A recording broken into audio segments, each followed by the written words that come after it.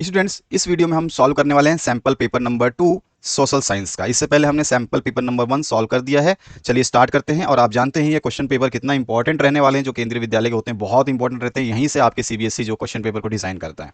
तो first paper हमने कर लिया था और सेकंड पेपर आप देख रहे हैं। यहाँ पे स्टडी करना है पिक्चर को, और फिर इसके बाद में जो भी इसका क्वेश्चन पूछा गया है इससे रिलेटेड फर्स्ट क्वेश्चन का आंसर हम देंगे। तो यहाँ फर्स्ट क्वेश्चन के आंसर में क्या पूछा गया, हु डिजाइन द कवर। यहाँ पे सीधा सीधा बोल रहा है, मैं हिंदी में आपको बताता जाऊंगा ताकि जो बच्चे बहुत अच्छी तरह से इंग्लिश नहीं जानते तो उनको थोड़ा ज्यादा समझ में आ पाए। तो यहाँ पे जो पहला क्वेश्चन पूछा गया है, जर्मन पंचांग जो है, ये जर्मन पंचांग का कवर किसने डिजाइन किया था। ठीक है, ये आपसे पूछा गया। तो इसका हो जाएगा एंड्रियास रेबमान। ठीक है, एंड्रियास रेबमान जो है बी ऑप्शन इसका करेक्ट हो जाएगा। नेक्स्ट क्वेश्चन की बात करते हैं। क्वेश्चन नंबर 2 देखिए, when was the first clear explanation of nationalism noticed in Europe. यानी कि सीधा सीधा बोला, यूरोप में राष्ट्रवाद की पहली स्पष्ट अभिव्यक्ति कब देखी गई थी, तो वो देखी गई थी 1789 में। तो यहाँ सी ऑप्शन जो है करेक्ट हो जाएगा। नेक्स्ट जो क्वेश्चन है आप देख सकते हैं यहाँ पर, सिल्क रूट जो है, आप जानते हैं ये क्या है। सिल्क रूट जो है आप बता सकते हैं अच्छे से कि ये जो है आपका एक, ये है carnival in sorry pre modern trade links है। ठीक है ना, सिल्क रूट क्या है, प्री मॉडर्न ट्रेड लिंक्स, यानी कि बोल सकते हैं हम सीधा सीधा कि ये जो है आपका पूर्व आधुनिक व्यापार लिंक है। क्या है, पूर्व आधुनिक व्यापार लिंक है। तो मॉडर्न लिंक से आपको इसको तीसरे कनेक्ट कर देना है। G77 क्या है, तो G77 को अगर हम मैच करते हैं तो यहाँ देखिए, यहाँ पर लिखा हुआ है countries demanding a new international economic order. तो यहाँ पर बोला गया है एक नई अंतर्राष्ट्रीय व्यवस्था की मांग करने वाले देश जो हैं G77 में शामिल है। तो यहाँ फोर्थ ऑप्शन इससे करेक्ट हो जाएगा। कैनल कॉलोनीज जो है वो कहाँ पर आएगा आंसर हमारा, तो कैनल कॉलोनीज जो है ये आ जाएगा semi desert waste is in Punjab transformed by irrigation. तो पंजाब में जो रेगिस्तानी जगह थी ना उसको सिंचाई द्वारा बदल दिया गया, वो था। ठीक है, इसके बाद जो नेक्स्ट क्वेश्चन है, वर्ल्ड बैंक। वर्ल्ड बैंक क्या है, तो ये जो है आपके युद्ध के बाद में institution set up to finance post war reconstruction. तो यानी युद्ध के बाद में दोबारा से पुनः निर्माण के लिए जो है पैसे की सहायता करने वाली संस्था का स्थापना किया गया था, तो वो था वर्ल्ड बैंक।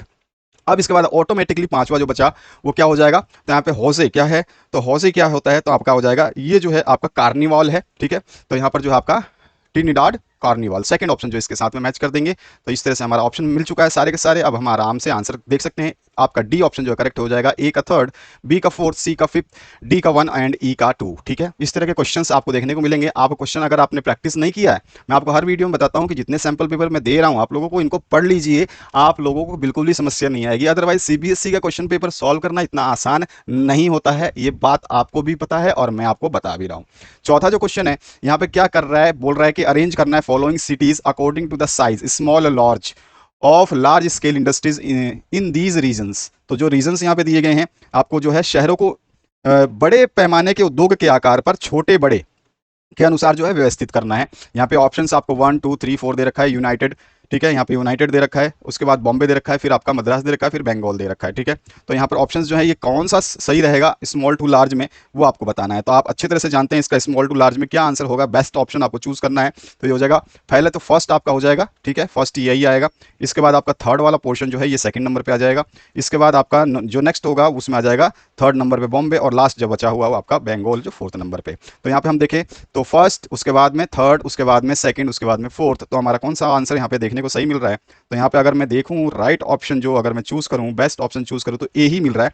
फर्स्ट थर्ड 2 और 4, फर्स्ट थर्ड थर्ड ये वाला है क्योंकि 2 नंबर मैंने डाला है, तो फर्स्ट ये रहेगा, फिर उसके बाद में 2, फिर उसके बाद में आपका थर्ड यानी कि 2 नंबर बॉम्बे, और उसके बाद में फोर्थ ऑप्शन बंगाल। तो यहाँ पर जो है आपका ए ऑप्शन ही करेक्ट हो जाएगा। नेक्स्ट क्वेश्चन की बात करते हैं। यहाँ पे देखिए क्या बोला गया है, the total geographical area of India is. तो आपको सीधा सीधा क्या पूछ लिया है कि आप भारत का जो कुल भौगोलिक क्षेत्रफल है वो कितना वर्ग मिली आपको वर्ग किलोमीटर है। ठीक है, स्क्वायर है तो वर्ग किलोमीटर पूछ रहा है सीधा सीधा। तो इसका राइट आंसर क्या हो जाएगा, तो यहाँ पर अगर हम देखते हैं इसके राइट ऑप्शन को चूज करते हैं तो बहुत ही बेस्ट ऑप्शन अगर आप देखते हैं तो कौन सा हो जाएगा, यहाँ पर आपका फिफ्थ क्वेश्चन का आंसर जो हो जाएगा हमारा 3.28 million square kilometre. B option जो इसका करेक्ट हो जाएगा। नेक्स्ट जो है 6 नंबर जो क्वेश्चन है उसकी बात करते हैं। 6 देखिए यहाँ क्या पूछा है, processing of jute and rubber falls under which of the following industries. यानी कि जूट और रबर जो है इसका प्रोसेस है वो किस उद्योग के अंतर्गत आता है, तो इसको हम बोलते हैं एग्रो बेस्ड। ठीक है, एग्रो बेस्ड। तो यहाँ पे ए ऑप्शन जो है आपका, यानी एग्रो मतलब कृषि आधारित है ना, रबर और जूट कहाँ से, कृषि से ही मिलता है, तो हमारा ए ऑप्शन करेक्ट हो जाएगा। क्लियर हुआ।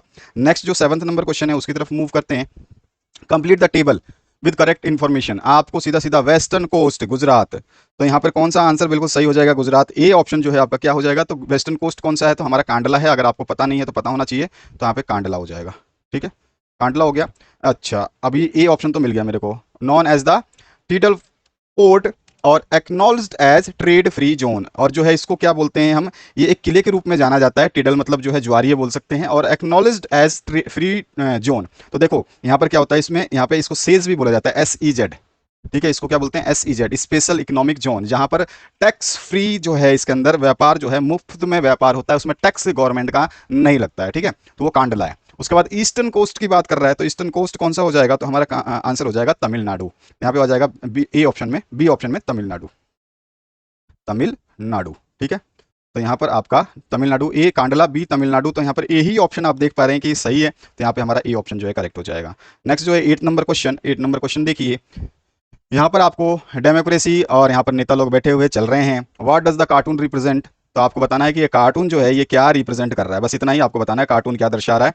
तो इसका राइट आंसर क्या लेंगे आप, अगर आप कार्टून को एनालिसिस करते हैं, समझते हैं, तो बिल्कुल सही चीज़ आप बताएंगे। इसमें जो है ये क्या बता रहा है, concentration of power which are controlling the democratic regimes of their respective country, यानी कि सीधा सीधा बोल रहा है कि ये जो लोकतंत्र शासन को नियंत्रित कर रही है उस देश में जो है कंसंट्रेटेड पावर है। ठीक है, शक्तियों का जो है एक साथ में पावर का यूज किया जा रहा है, तो यहाँ पे ये ऑप्शन करेक्ट हो जाएगा। ठीक है, नेक्स्ट जो क्वेश्चन है 9th नंबर देखिए, आइडेंटिफाई द कंट्री। तो यहाँ पर जो है आपको पहला ऑप्शन दिया है, फिर दूसरा दिया है, तीसरा दिया है, चौथा दिया है, और चारों आपको यहाँ पे ऑप्शंस के साथ में दिए गए AB, और आपको सेलेक्ट करना है कि कौन सी कंट्री जो है आइडेंटिफाई होगी। तो यहाँ पे अगर आप पहला ऑप्शन देख रहे हैं, तो यहाँ पे बोल रहा है कि 1948 में जो है एक स्वतंत्र देश के रूप में उभरा। पहला पॉइंट तो ये समझ गए। 1948 में कौन आजाद हुआ था, श्रीलंका। ठीक है, neighbouring country of India, India का नेबरिंग कंट्री कौन है, श्रीलंका। अच्छा, 74% पॉपुलेशन स्पीक सिंगला, यहाँ पे सिंगली होना चाहिए, चलो कोई नहीं, Sinhala. While 18% population are Tamil speakers, तो यहाँ पर जो है 74% जनसंख्या सिंगली बोलती है, जबकि 18% जनसंख्या जो तमिल बोलती है। इसके बाद चौथा दिया गया है, इन 1956 an act was passed to recognize Singla as the only official language of the country, और सिंगली भाषा को ही 1956 में जो है एकमात्र आधिकारिक भाषा के रूप में जो है यहाँ पे लागू किया गया था, तो वो भी थी श्रीलंका। यानी कि चारों ऑप्शंस एक ही कंट्री को सेटिस्फाई कर रहे हैं, that is Sri Lanka. Then option C जो है इसका करेक्ट हो जाएगा। क्लियर हुआ। नेक्स्ट क्वेश्चन की बात करते हैं। क्वेश्चन को अगर आप समझना चाहते हैं तो आराम से समझिए, जल्दबाजी करने से आप चाहे कितने भी 30 मार्क हाँ हो, मैं बता रहा हूं आपको, CBSE का पेपर आप जो है आसानी से सॉल्व नहीं कर पाएंगे। इसलिए मैं बार बार आपको रिपीट करता हूं, जब कोई चीज़ बताई जाती है बहुत मेहनत लगती है हमको ये चीज़ों को बताने में, आपको समझाने में, और जितना भी हम आपको नॉर्मली समझाते हैं उतना ही अगर आप समझ लेते हैं तो वो आपके लिए बेनिफिशियल होगा। 10th क्वेश्चन की बात करें, which of the following are perfectly matched. यहाँ पे लिस्ट 1 है, लिस्ट 2 है, और आपको बताना है कि कौन सा जो है किससे परफेक्टली मैच है। ऑप्शन यही है, और इन्हीं ऑप्शन में आपको जो है आंसर बताना है कि राइट जो है आपका कौन सा हो जाएगा। तो अगर राइट ऑप्शन की बात करें तो पहला ही ऑप्शन आप देख रहे हैं, कम्युनलिस्ट जो है ये क्या हो जाएगा, a person who says that religion is the principal basis of community. सीधा सीधा यही हो गया इसका आंसर। यानी सांप्रदायिक जो है, सांप्रदायिकता क्या होती है, तो एक व्यक्ति जो कहता है कि धर्म समुदाय का प्रमुख आधार होता है, इसी में ये मैच जो है हो गया है। बाकी जो है आपके ऑप्शंस गलत हैं, तो यहाँ पे ए ही ऑप्शन हमारा करेक्ट हो जाएगा। ठीक है, तो ये ऑप्शन जो है इसका राइट आंसर है। 11वां जो क्वेश्चन है इसमें देखिए, consider the following statement about the ethnic composition of Sri Lanka. अब श्रीलंका की जो है कंपोजिशन, उसके हिसाब से जो स्टेटमेंट है वो आपको बताना है कि इसमें जो ऑप्शंस यहाँ पे दिए गए हैं क्या सारे ऑप्शन सही हैं, या ABC सही है, या ABD सही है, ये हमें चेक करके आराम से समझ करके ही बताना होगा। तो सबसे पहले अगर हम क्वेश्चन की बात करें, पहला जो स्टेटमेंट है उसी को देखते हैं। पहला स्टेटमेंट क्या दिया गया है, major special group are Sinhala speaking 74 and Tamil. अभी हमने बात करी, यस 74% जो लोग हैं वो 74% क्या बोलते हैं, सिंगली, और बाकी तमिल स्पीकर्स हैं 18%। तो पहला स्टेटमेंट तो बिल्कुल आपको सही लग रहा है श्रीलंका के कंपोजिशन के हिसाब से। इसके बाद जो दूसरा है यहाँ पे, among the Tamil there are 2 sub group, Sri Lankan Tamils and Indian Tamils. बिल्कुल सही स्टेटमेंट है, बी ऑप्शन भी करेक्ट हो जाएगा। थर्ड ऑप्शन देखते हैं, there are about 7% Christian who are both Tamil and Sinhala. तो ये भी बिल्कुल सही है, आपका सी ऑप्शन भी करेक्ट है। अगर सी ऑप्शन करेक्ट तो डी भी देख लेते हैं। Most of the Sinhala speaking the Hindus और Muslim, most of the Tamil speaking are Buddhist. तो ये गलत है स्टेटमेंट, जो सिंगली भाषा बोलेंगे वो हिंदू और मुस्लिम क्यों जो बोलेंगे। ठीक है, तो सिंगली जो है वो सिंगली समुदाय अलग है, हिंदू और मुस्लिम से उनका कोई लेना देना नहीं है। तो डी जो स्टेटमेंट है वो गलत हो गया। इसके मतलब से which of the above statement are correct, तो ABC आर करेक्ट, तो यही ऑप्शन यहाँ पे हमारा करेक्ट हो जाएगा। अब इसके बाद में आ जाइए नेक्स्ट क्वेश्चन पे। नेक्स्ट जो क्वेश्चन आप देख रहे हैं यहाँ पे असर्शन और रीजन दिए गए हैं।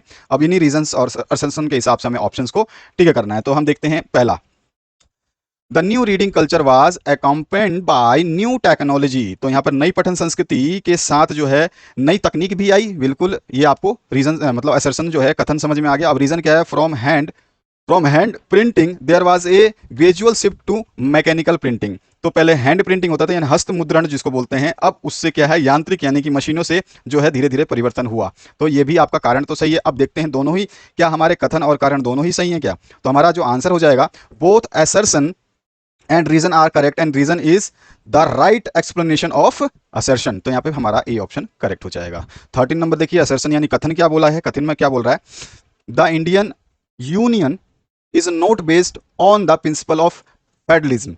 तो बोल रहा है भारतीय संघ संघवाद जो है सिद्धांत पर कार्य नहीं करती। भारतीय संघ जो है वो संघवाद के सिद्धांत पे कार्य नहीं करती या आधारित नहीं है। इसका कारण क्या दिया है, the constitution of India declare India as a union state. जो भारत का संविधान है उसने भारत को राज्यों का संघ घोषित किया है, इसलिए तो ये कारण ही बोल रहा है और इसने कथन भी बताया। तो क्या आपका कारण और कथन दोनों ही सही है। तो आप पहला ही देख रहे हैं कि जो हमारा Indian union is not based, यही गलत दे रहा है, पहला ही कारण ही जो है हमारा गलत बता रहा है। उसके अलावा जो है रीजन तो सही है, constitution of India declare India as a union state, तो ये तो बिल्कुल सही है। यानी कि हमारा फिर आपका एसेसन गलत है, रीजन सही है। तो हम कह सकते हैं A is false and R is true. ठीक है, क्लियर हुआ। तो यहाँ पर जो है डी ऑप्शन करेक्ट हो जाएगा, क्योंकि ये स्टेटमेंट जो एसेसन का रीजन जो है वो करेक्ट एक्सप्लेनेशन नहीं है, इसलिए हम एक्सप्लेनेशन पे जाएंगे नहीं। तो हमारा A is true, A is false but R is true. Next जो 14 नंबर क्वेश्चन है उसको देखिए, what are kinds of routes through which federations have been formed. अब यहाँ से किस प्रकार के मार्ग हैं जिनके माध्यम से संघों का जो है गठन किया गया है। तो यहाँ पे ऑप्शन है आपके सामने और ऑप्शंस आपको सही चूज करना है, हमेशा ऑप्शन चूज करते समय ध्यान रखना है। तो आपका जो राइट आंसर क्या हो जाएगा देखते हैं।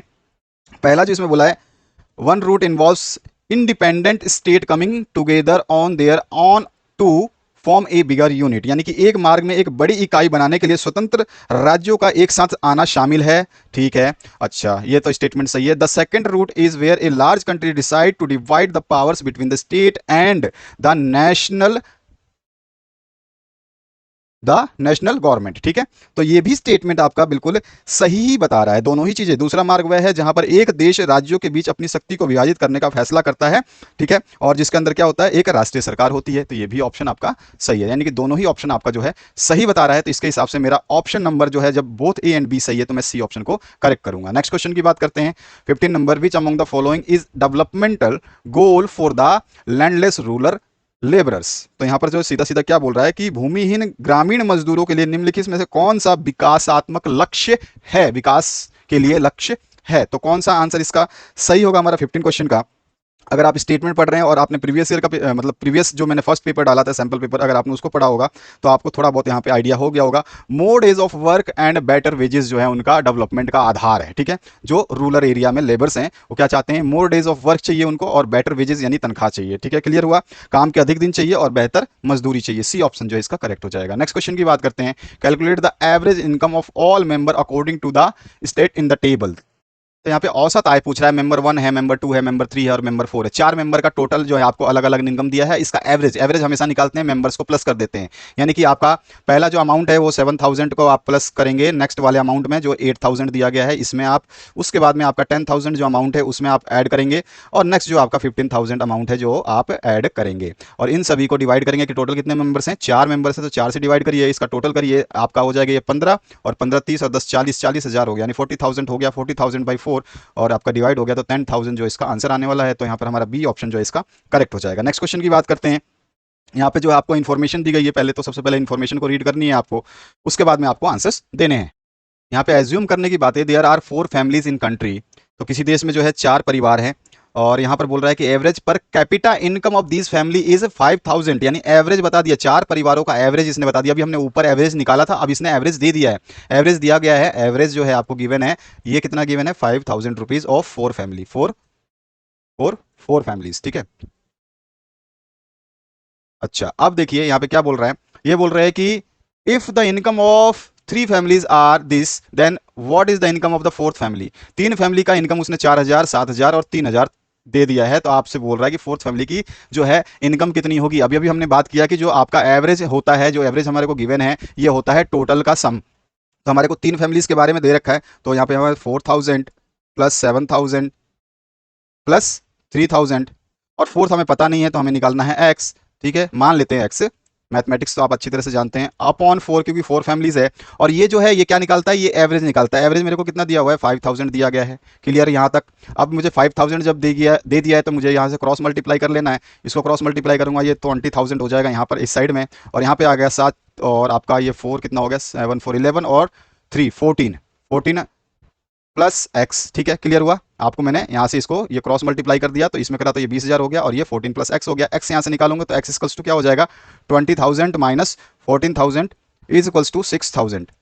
तो ये हमारा डी ऑप्शन यहाँ पे करेक्ट हो गया। क्लियर हुआ। नेक्स्ट क्वेश्चन की बात करते हैं। क्वेश्चन नंबर 18 देखिए, यहाँ पे पाई चार्ट को आपको केयरफुली स्टडी करना है। जो भी है यहाँ पे पाई चार्ट आप देख रहे हैं कि यहाँ पे जो है क्या दिया गया है आपको, रूरल हाउस होल्ड्स जो है इसमें क्रेडिट दिया गया है। सोर्स ऑफ क्रेडिट मतलब उनको पैसे कहाँ से मिलते हैं ये बताया गया है। इस ग्राफ में आप देख सकते हैं जो है आपके इंस्टीट्यूशनल एजेंसीज हैं वो केवल 2% हैं, रिलेटिव्स एंड फ्रेंड्स जो है 8% मदद करते हैं, यानी पैसे वहाँ से हम ले सकते हैं। गवर्नमेंट हमारे पास 1% देती है क्योंकि हमसे तो लेती है टैक्स से, और कोऑपरेटिव सोसाइटी और बैंक से जो हम लोग लेते हैं वो 25% तक लेते हैं, जो ग्राफ कह रहा है। ग्राफ के हिसाब से कमर्शियल बैंक जो हमें 25% जो है क्रेडिट अवेलेबल कराते हैं। अदर इंस्टीट्यूशनल एजेंसी केवल 5%, और लैंड लोड से जो हमें प्राप्त होता है वो केवल 1% होता है। और मनी लेंडर्स जो हैं वो आपको, जिसको साहूकार बोल सकते हैं, 33%, बहुत ज्यादा है। ठीक है, तो यहां पर अगर हम कहते हैं तो यहां पे आंसर क्या पूछ रहा है, क्वेश्चन क्या पूछ रहा है, which in the main source of credit for rural household in India. तो यहां पे हम देख रहे हैं सबसे मेन जो आपको दिखाई दे रहा है 33%, सबसे ज्यादा है रूरल में। और यही रूरल को जो हमें ये क्या बता रहा है, ये भी आपको रूरल का ही बता रहा है। तो ग्राफ रूरल का हमें बता रहा है कि मनी लेंडर जो है वो मेन इसके पार्ट है। तो हमारा डी ऑप्शन जो है इसका करेक्ट हो जाएगा। अब यहाँ पे अब आपका जो ये क्वेश्चन है इसके आगे बढ़ते हैं। समझ में आ गया वो ग्राफ कैसे सॉल्व करना है। ग्राफ को ढंग से पढ़ना है, क्वेश्चन को समझना है, उसके बाद में आंसर्स आपको देने हैं। मनी लेंडर मतलब हो गया साहूकार। नेक्स्ट जो है 19 number, consider the following statement regarding collateral and identify the incorrect one of the following. अब सबसे पहले आपको देखो कि यहाँ बोल क्या रहा है कि जो भी आपका संबंध यहाँ पे दिया गया है इन पे विचार करना है, उसके बाद में गलत जो कथन है उसको हमें यहाँ पर पहचानना है। ठीक है, तो यहाँ पर देखिए, collateral is what pushes the borrower into A painful situation. तो यहां पर तो ये भैया स्टेटमेंट गलत है, पहला वाला ही। ठीक है, सॉरी, स्टेटमेंट जो है सही है, हमें तो गलत का कथन का चयन करना है ना, तो ये तो आपका सही है, तो ए ऑप्शन तो आपका करेक्ट है। इसके बाद यहाँ पे इनकरेक्ट स्टेटमेंट की बात कर रहे हैं, जो स्टेटमेंट इसमें गलत होगा बस उसी को हमें चूज करना है। दूसरा बी ऑप्शन में दिया, collateral is the amount that RBI gets from the other banks. ये स्टेटमेंट गलत है कि आरबीआई जो दूसरे बैंक से पैसा मतलब मिलता है आरबीआई को, उसी को हम कोलेटरल के नाम से जानते हैं, तो ये गलत है, ऑप्शन ही गलत है। तो इसका मतलब हमारा आंसर मिल चुका है कि बी ऑप्शन करेक्ट हो जाएगा, collateral is the amount that RBI gets from the other banks. तो यहाँ पर हमारा बी ऑप्शन जो इसका राइट हो जाएगा। तो हमें गलत स्टेटमेंट को चूज करना था, तो गलत स्टेटमेंट इसमें बी ऑप्शन है, तो बी हमारा राइट ऑप्शन है। क्लियर। नेक्स्ट क्वेश्चन की बात करते हैं। राइट ऑप्शन है लेकिन स्टेटमेंट इनकरेक्ट है, ध्यान रखना। ठीक है, बाकी सारे स्टेटमेंट राइट हैं। ए ऑप्शन ए आपका जो ऑप्शन है ये भी स्टेटमेंट सही है, बी सी ऑप्शन स्टेटमेंट ये भी सही है, और डी जो है स्टेटमेंट ये भी सही है, लेकिन जो बी पार्ट है वो इनकरेक्ट है regarding the statement of collateral. ठीक है ना। इसके बाद जो नेक्स्ट क्वेश्चन है उसकी बात करते हैं। नेक्स्ट जो क्वेश्चन है, the total production of a year in the 3 sectors is calculated from. तो किससे करते हैं हम कैलकुलेट, तो अगर आप स्टेटमेंट सारे पढ़ते हैं तो आपको सीधा सीधा स्टेटमेंट यहां पे दिख रहा है, the value of final goods and services produced in all sectors, यानी कि सभी क्षेत्रों में उत्पादित अंतिम वस्तुओं और सेवाओं के कुल मूल्य को जो है हम कैलकुलेट करते हैं 3 सेक्टर्स से। ठीक है ना। तो यहां पे आपको क्या आंसर आ जाएगा, सी ऑप्शन जो है इसका करेक्ट हो जाएगा। The total production of year in 3 sectors is calculated from the value of final goods and services produced in all the sectors. जो सेक्टर्स 3 है, जो भी आपके 3 कोई भी सेक्टर्स हो सकते हैं, तो ऑल सेक्टर्स यहाँ पे बता रहा है, ऑल 3 सेक्टर्स। ठीक है, सेक्शन बी की तरफ मूव कर चुके हैं। फटाफट यहाँ पे क्वेश्चंस मैंने करा दिए हैं, फटाफट देखते जाइए। How had novels been easily available to the masses in Europe during 19th century, explain with example। आपसे क्या पूछ रहा है सीधा सीधा, 19वीं सदी के दौरान यूरोप में जनता के लिए उपन्यास कैसे आसानी से उपलब्ध हो गए थे, ये आपको जो है एक्सप्लेन करना है। इसके और पार्ट में आपसे क्या पूछा गया है, देखिए जहां पे पूछा गया है, interpret any one fear in the mind of religious authorities and monarchs about the printed texts during 16th century in Europe, यानी 16वीं शताब्दी के दौरान यूरोप में मुद्रित ग्रंथों के बारे में धार्मिक अधिकारियों और राजाओं के मन में किसी एक भय की जो है आपको यहाँ पे व्याख्या करनी है, बताना है, एक्सप्लेन करना है। ठीक है, तो पहला क्वेश्चन का आंसर तो आप नॉवेल्स वाला यहाँ से ले सकते हैं, और इसका जो और पार्ट है इसका आंसर मैंने और लगा करके नीचे दिया हुआ है, तो आपका ये दूसरा आंसर भी हो जाएगा। ठीक है, इन स्टेटमेंट को पढ़ लोगे, हिंदी में भी समझ लेना। मैं ज़्यादा से ज़्यादा आपके क्वेश्चन को डाउट क्लियर कर रहा हूँ। क्लियर हुआ, जैसे आपको डाउट हो गया क्वेश्चन क्लियर, उसके बाद आंसर में आपको दिक्कत नहीं होने वाली। नेक्स्ट जो 22nd नंबर क्वेश्चन देखिए, 22nd में आपसे पूछा गया कि natural gas is consider considered an environmental friendly fuel, suggest and explain any 3 ways to make it popular। आपसे बोल रहा है सीधा सीधा प्राकृतिक गैस जो है पर्यावरण के लिए क्या है, फ्रेंडली है, ठीक है, पर्यावरण के फ्रेंडली हैं, और उसके अलावा जो है इसे बनाने के 3 तरीके जो है सुझाइए समझाइए जो इसको लोकप्रिय बना दे। तो यहाँ पर जो है आप आराम से जो हमने ऑप्शंस दिए हैं यहाँ पर इनको लिखेंगे। इसके बाद नेक्स्ट क्वेश्चन है 23rd number, what factor sustain democracy in India.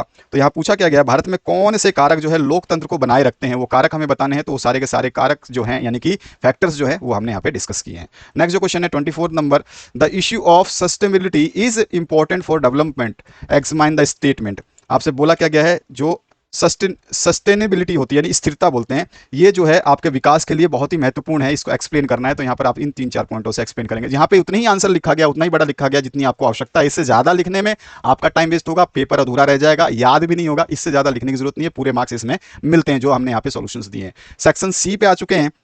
Section C में देखिए क्या बोल रहे हैं आप, यहाँ 25 से लेकर के 29 तक सेक्शन सी में हम बात कर रहे हैं। Describe the role of different religious group in the development of anti colonial feelings in Vietnam. तो वियतनाम में जो है आप बोल सकते हैं उपनिवेश विरोधी भावनाओं के विकास में विभिन्न धार्मिक समूहों के भूमिका का जो है आपको थोड़ा सा वर्णन कर देना है। तो यहाँ पे हमने वर्णन किया हुआ, आप इसको पढ़िए, पॉइंट टू पॉइंट लिखा है, पॉइंट को जरूर लिखे और पॉइंट वाइज हम आंसर ज्यादातर आपको देंगे ताकि आपको याद हो जाए आसानी से। उसके बाद 26 नंबर जो क्वेश्चन है, how had Indian trade been beneficial for the British during 17th century, explain करना है आपको। तो यहाँ पे 17वीं शताब्दी में जो है आपसे पूछा गया है कि भारतीय व्यापार किस प्रकार अंग्रेजों के लिए लाभदायक रहा था, ये आपको समझाना है। इसके और पार्ट में आपको why did the export of India textile decline at the beginning of the 19th century, explain 3 reasons. तो इसमें आपको 3 रीजंस बताने हैं कि 19वीं सदी के शुरुआत में भारतीय कपड़ा निर्यात में गिरावट क्यों आई, इसके कोई 3 कारण जो आपको बताने हैं। तो दोनों के आंसर, आप पहला जो आंसर देखेंगे जो इंडियन ट्रेड वाला है, ये वाला हमने बता दिया, जिसमें 17वीं शताब्दी में भारतीय व्यापार किस प्रकार अंग्रेजों के लिए लाभदायक रहे थे। तो ये आपको स्टेटमेंट जो है पॉइंट टू पॉइंट दे देना, बस इतना ही बहुत है। यहाँ पे आपका एक 5th पॉइंट इधर आ गया है, इसको ध्यान रखना। इसके बाद इसमें आपका और पार्ट में जो पूछा गया है सीधा सीधा कि 19वीं सदी में जो कपड़ा निर्यात में गिरावट क्यों आई थी, तो उसको हम यहाँ से और ऑप्शन में देंगे। इसका आंसर ये रहा, इसके कुछ रीजंस, दैट्स वाई जो आपका टेक्सटाइल जो था वो क्या हुआ, थोड़ा सा नीचे आया, डाउन आया। इसके बाद जो नेक्स्ट क्वेश्चन है, describe any 5 features of primitive substances farming, subsistence farming. तो यहाँ पे जो आपसे बोला क्या गया है कि जिसको बोलते हैं हम निर्वाह कृषि की किन्हीं 5 विशेषताओं का आप जो आपको यहाँ पे डिस्क्राइब करना है, 5 विशेषता, 5 फीचर्स, ठीक है। तो यहाँ पे 5 फीचर्स आप देख सकते हैं, 1 2 3 एंड 4 एंड देन 5। इसके बाद 28 number, explain any 3 functions of opposition political parties. आपसे क्या पूछ रहा है कि ऑपोजिशन यानी विपक्ष में राजनीतिक दलों के किन्हीं 3 कार्यों के जो है हमें समझाना है। तो यहाँ पे राजनीतिक दल के बारे में थोड़ा सा बता करके जो फॉलोइंग फंक्शंस हैं उनको जरूर आप समझाएंगे, ठीक है। जिस हिसाब का क्वेश्चन है उसी हिसाब से आंसर आपको लिखने हैं। 29 नंबर क्वेश्चन की तरफ, how has globalisation affected the life of Indians, explain with example. तो वैश्वीकरण जो है, ग्लोबलाइजेशन जो है, इसने भारतीयों के जीवन को कैसे प्रभावित किया है, उदाहरण के साथ आपको इसको एक्सप्लेन करना है। तो यहाँ पर आप देख सकते हैं हमने आंसर लिखा हुआ है पॉइंट टू पॉइंट। आपको इसी तरह से, जैसे हमने हर बार वही चीज़ बताऊंगा कि मैं आपको जो आंसर्स दे रहा हूँ इनको इसी तरह से लिखना, और ईजी लैंग्वेज है और याद करने में आसानी होगी। सेक्शन डी की तरफ मूव कर चुके हैं, जो आपका 30 से लेकर 33 तक क्वेश्चन इसमें पूछ रहा है। सबसे पहला question, highlight the reason for growth of nationalist tensions in Balkan region before the first world war. तो यहाँ पे पूछा गया, प्रथम विश्व युद्ध से पहले बाल्कन क्षेत्र में राष्ट्रवादी तनाव के बढ़ने के कारणों पर प्रकाश आपको डालना है, हाईलाइट करना है, ठीक है। इसके और पार्ट में जो है, the civil disobedience of movement saw the participation of different social classes and groups, give reason for the participation of the following। यहाँ पे रिच पीसेंट्स हैं, फिर पुअर हैं, बिजनेस क्लासेस हैं, इंडस्ट्रियल वर्किंग क्लासेस हैं और वुमेन हैं। तो यहाँ पे क्या पहला क्वेश्चन क्या है आपको बता दिया, हाईलाइट करना था, तो उसका आंसर हम नीचे देख लेंगे। और इसका जिससे और पार्ट जो है, इसमें क्या पूछा गया, यहाँ पे सिविल डिसऑबिडेंस मूवमेंट यानी कि जो सविनय अवज्ञा आंदोलन है उसके विभिन्न सामाजिक वर्गों और समूहों की भागीदारी देखी गई थी, ठीक है। सविनय जो अवज्ञा आंदोलन था उसमें विभिन्न सामाजिक वर्गों और समूहों की भागीदारी देखी गई थी। निम्नलिखित के भाग लेने का जो है कारण आप बताइए कि क्यों इन्होंने भाग लिया था, जिसमें रिच पेशेंट थे, ठीक है, पुअर भी थे, बिजनेस क्लासेस भी थी, इंडस्ट्रियल वर्किंग क्लासेस थे और वुमेन। ये सब लोगों ने क्यों जो है, गरीब किसान ने, व्यवसायी वर्ग ने, औद्योगिक वर्ग ने और श्रमिकों ने और औरतों ने या महिलाओं ने क्यों इसमें भाग लिया था। तो पहला तो क्वेश्चन आपको हाईलाइट जो करना था, ठीक है, नेशनलिस्ट टेंशन जो बाल्कन रीजन में हुआ था वो आप करेंगे, तो उसका आंसर यहाँ पर आपको मिलेगा पॉइंट टू पॉइंट, ठीक है। और उसी के और पार्ट में जो हमारे ये पीसेंट्स थे और पुअर पीसेंट्स थे, बिजनेस लीडर वगैरह, जो इन्होंने सविनय अवज्ञा आंदोलन में भाग लिया था, तो उसका रीजन क्या था, तो उसको हम यहाँ पे बताएंगे उन रीजंस को। ठीक है, तो यहाँ पर आप पॉइंट टू पॉइंट जो पूछ रहा है उतना ही आपको लिख देना है। क्लियर हुआ? नेक्स्ट क्वेश्चन की बात करते हैं।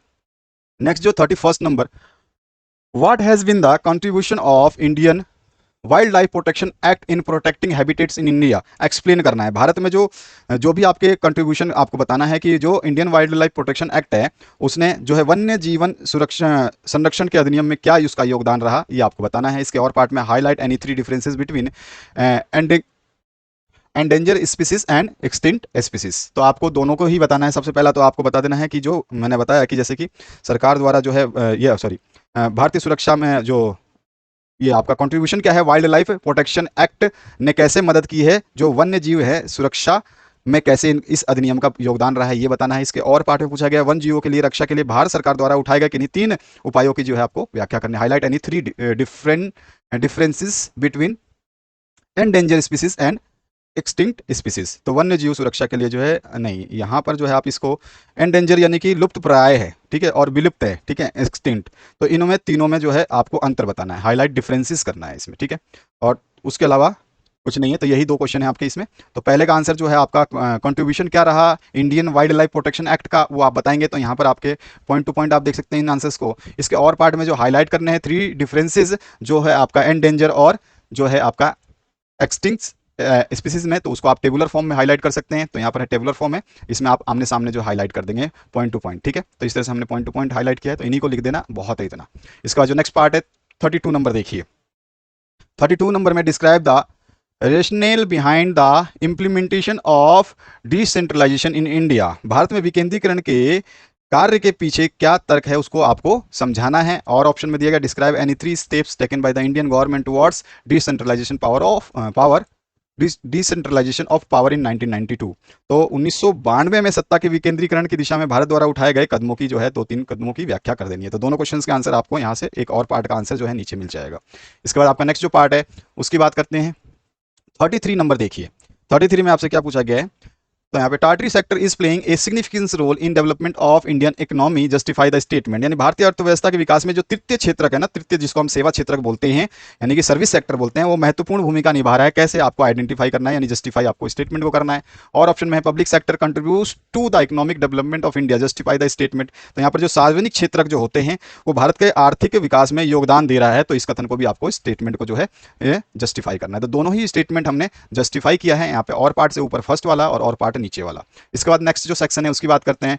सेक्शन ई जो है आप इसमें देखिए बेस्ड जो है आपके 34 to 36 क्वेश्चन है, और वो भी केस बेस्ड स्टडी है। अगर आपने क्वेश्चन पेपर का पीडीएफ डाउनलोड नहीं किया तो पीडीएफ पहले डाउनलोड करो, इस स्टेटमेंट को पढ़ो, इस रीजन को पढ़ो, इस पैराग्राफ को समझो, उसके बाद में आ जाओगे तो इसके आंसर्स जो है बहुत ईजी मिलेंगे। तो चलिए इसके आंसर्स को देख लेते हैं।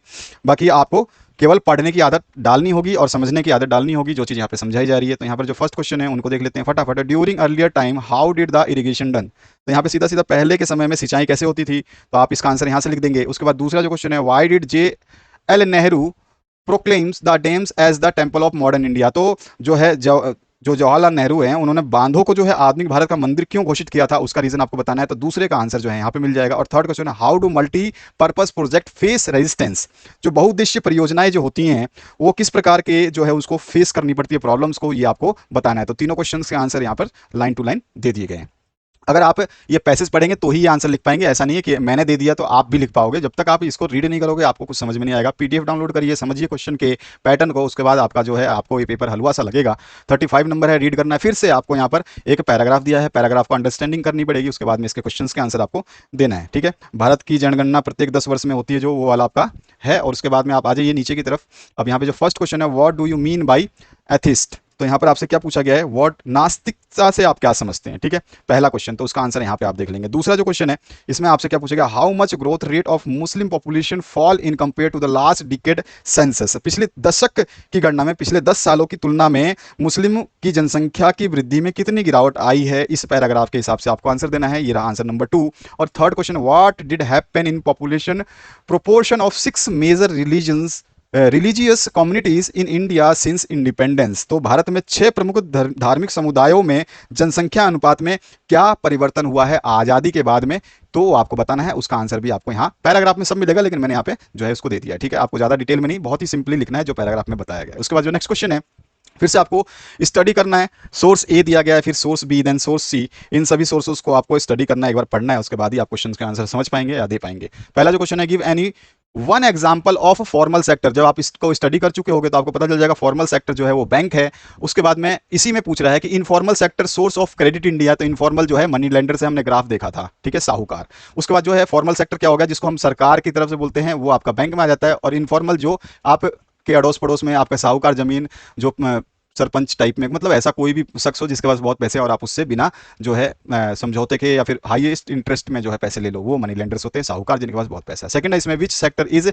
Dominant source of rural credit in India. तो वो कौन से सेक्टर्स हैं जो हम देखते हैं रूरल सेक्टर्स में सबसे ज्यादा पैसे कहां से लिए जाते हैं लोगों द्वारा, तो वो होता है इनफॉर्मल सेक्टर्स, जो कि आपके मनी लेंडर्स होते हैं, ठीक है। और थर्ड पार्ट में पूछा गया, why is necessary to reduce dependence on informal sources of credit. तो हमसे पूछ रहा है कि जो ऋण के अनौपचारिक यानी कि इनफॉर्मल सोर्सेस हैं, इन सोर्सेस पे जो है हमको निर्भर जो है कम होना चाहिए, कि इसकी क्या आवश्यकता है, ठीक है। तो यहाँ पर because informal sector charges higher interest, जो इनका इंटरेस्ट रेट बहुत ज़्यादा हाई होता है on loans which badly effect financial condition of common people. और जो आदमी इनसे लोन लेता है या इनसे पैसे लेता है उसके फाइनेंशियल कंडीशन को काफ़ी ज़्यादा ये अफेक्ट करते हैं। अब आ जाइए नेक्स्ट क्वेश्चन की तरफ। यहाँ पर आपको two places A and B जो है यहाँ पे मार्क किया गया है, आप देख सकते हैं। एक तो यहाँ पे बी पार्ट यहाँ पे मार्क किया गया है, ए पार्ट यहाँ पे मार्क किया गया है, ठीक है, ये चीज़ आपको दिखाई दे रही है। उसके बाद जो है आपसे पूछ क्या रहा है, a part the place where Indian National Congress session December 1920 was held, तो वो था आपका नागपुर, तो यहाँ पे हम लिख देंगे नागपुर, ठीक है, महाराष्ट्र में। इसके बाद जो दूसरा पार्ट है उसको देखते हैं। यहाँ पर दूसरे पार्ट में पूछा गया मूवमेंट ऑफ इंडिगो प्लांटर्स, तो इंडिगो जहाँ मूवमेंट हुआ था आपको पता है चंपारण बिहार में, तो यहाँ पे लिख दोगे आप चंपारण, ठीक है। तो चंपारण हो गया आपका सेकंड ऑप्शन करेक्ट। इसके बाद आपसे क्या पूछा गया है, इसमें देखिए सेकंड पार्ट में इसमें पूछा गया ऑन द सेम आउटलाइन, आपको सेम ही आउटलाइन है रहेगा, आपको जो मैप मिलेगी उसी में आपको जो है इनको सुटेबल सिंबल्स में मेंशन नहीं है तो आप कोई भी सिंबल जो है बॉक्स बना सकते हैं, ट्रायंगल बना सकते हैं, या फिर आप और भी स्टार बना सकते हैं, डॉट बना सकते हैं, कुछ भी बना सकते हैं आप, उन सिंबल से इनको जो है वहाँ पे दिखा देना है। तो कोलकाता एन इंटरनेशनल एयरपोर्ट, आपको मैं मैप वर्क पहले ही करवा चुका हूँ, आप लोगों ने अगर मैप वर्क नहीं देखा है तो उसको देख लेना, उसमें सब कुछ निचोड़ के डाल दिया है मैंने, 5-6 वीडियो बनाए थे, उसमें सारा का सारा जो आपके एग्जाम में आएंगे वो सारी चीज़ें उसमें बता दी है। तो ए पार्ट में जो हम फिर भी हम जब भी सैंपल पेपर करेंगे तो हम उसको सॉल्यूशन को जरूर डिस्कस करेंगे। तो कोलकाता आपको दिखाना है, आप सभी को पता है कोलकाता कहाँ पर है, तो आपका राइट आंसर जो हो जाएगा बांग्लादेश के बगल में जो आपका वेस्ट बंगाल है, यहाँ पर आपको कोलकाता एयरपोर्ट दिखा देनी है। तो ए ऑप्शन में केवल आपको मैं कोलकाता नहीं लिख करके मैं ए लिख रहा हूँ, ठीक है, आप लिख दोगे यहाँ पे कोलकाता, तो मैं यहाँ पे लिखता हूँ ए ऑप्शन यहाँ पे हो गया। इसके बाद इसमें दूसरा पूछा गया Bokaro and iron and steel plant. सारे जो यहाँ पे आप देख रहे हैं सारे नाम को मैं करवा चुका हूँ, अभी जस्ट एक वीक पहले मैंने सारे आपके मैप वर्क को कंप्लीट कराया था। आप लोग शायद एक्टिव नहीं थे या फिर और कहीं बिजी होंगे, लेकिन उसको देख लेना, फायदे में रहोगे आप, मैप वर्क आपसे छूटेगा नहीं। तो हमें दूसरा जो बी पार्ट दिखाना है Bokaro and iron and steel plant, तो बोकारो को आप अच्छी तरह से जानते हैं, कहाँ पर दिखा दोगे आप, तो यहाँ पर आ जाइए आप अपने मैप में, और इस जगह पे यहाँ पर आप दिखाओगे बोकारो को, तो यहाँ पे मैं दिखा देता हूँ बी ऑप्शन, ठीक है। मैप मैंने आपको बता दिया था कि मैप में हर राज्य आपको पता होना चाहिए कौन सा राज्य कहाँ है, बार बार उस वीडियो में डिस्कस किया है मैंने। इससे पहले जो फर्स्ट सैंपल पेपर नंबर 1 कराया था तब भी मैंने आपको डिस्कस करके बताया था कि इस मैप में जितने भी राज्य हैं यानी स्टेट्स हैं इंडियन मैप में, वो स्टेट्स आपको याद होनी चाहिए। इस बी पार्ट मैंने यहाँ पे दिखा दिया, ठीक है। सेकंड क्वेश्चन का बी पार्ट, फर्स्ट क्वेश्चन का ए और बी मैं ऑलरेडी दिखा चुका हूँ, जिनका नाम लिख दिया है मैंने। इसके बाद आपका जो थर्ड पार्ट सी पार्ट पूछा गया, इसमें क्या है, यहाँ पर आपसे पूछ रहा है इस सॉफ्टवेयर टेक्नोलॉजी पार्क तिरुवनंतपुरम, तो तिरुवनंतपुरम में आपको सॉफ्टवेयर टेक्नोलॉजी पार्क बतानी है, ये कहाँ पर है आप सभी को पता होना चाहिए, ये बिल्कुल आपके एंड में है और आप अच्छी तरह से जानते हैं कहाँ पे आप मेंशन कर देंगे इसको। तो चलिए यहाँ पे मेंशन कर देते हैं इसको हम, और यहाँ पे आ जाएगा आपका सी ऑप्शन, ठीक है, सी मैं यहाँ लिख देता हूँ सी। यहाँ पर अगर आप मैप देख रहे हैं तो मैं यहाँ पे भी मेंशन कर सकता था, लेकिन ये मैप फिर ऊपर नीचे ज़्यादा क्वेश्चन हो जाएगा, आपके पास सभी के पास क्वेश्चन पेपर है, आप उसको देख लीजिए। और डी पार्ट जो है रामागुंडम ए थर्मल पावर प्लांट आपको मेंशन करना है। आपको पता है कि रामागुंडम कहाँ पर है, तो ये पता अगर नहीं है तो आपको पता होना चाहिए और अच्छे तरीके से याद भी होना चाहिए। तो रामागुंडम आप जब मेंशन करेंगे तो यहाँ पर आप मेंशन कर देंगे इसको, इस जगह पे रामागुंडम मेंशन कर देना, कहीं भी इस जगह पे मेंशन कर दो, कोई दिक्कत नहीं है। तो आप यहाँ पे डी ऑप्शन मेंशन कर देंगे, ठीक है। डी ऑप्शन तो मैंने लिखा है, आप पूरा नाम लिखना रामागुंडम, ठीक है। ये थर्मल पावर प्लांट जो है आप मेंशन कर देंगे। तो इस तरह से जो भी आपके डायग्राम हैं, आप जब भी ये मैप वर्क सॉल्व करो तो मैप वर्क सॉल्व करते समय एक चीज़ ध्यान रखना कि कभी भी भूलना नहीं है कि आपसे कोई मिस्टेक हो रही है, ठीक है, ये चीज़ आपको ध्यान रखनी है। तो यहाँ पर आप रामागुंडम को दिखा चुके हैं, तो यही आपका आंसर हो गया। इस तरह का आपको पेपर देखने को मिलेगा आपके एग्जाम में। तो इस तरह के पेपर्स जो मैं आपको सैंपल पेपर्स करा रहा हूँ उनको तैयार करते रहिए। आशा करता हूँ इस वीडियो से आपने कुछ ना कुछ लर्न किया होगा, कुछ ना कुछ सीखा होगा। नेक्स्ट वीडियो के लिए आप बने रहिए। और बहुत सारे आपके 7वां या 8वां वीडियो है, इससे पहले 7 वीडियो अपलोड कर दिए हैं मैंने सैंपल पेपर्स के, 8वां है। इसके बाद कंटिन्यूअस हम जो है आपको मेन एग्जाम, हाफ ईयरली और प्री बोर्ड एग्जाम की तैयारी करवा रहे हैं। इन्हीं में से क्वेश्चंस जो हैं आपको तीनों जगह यहीं से क्वेश्चंस देखने को मिलने वाले हैं। Thank you very much, have a good day.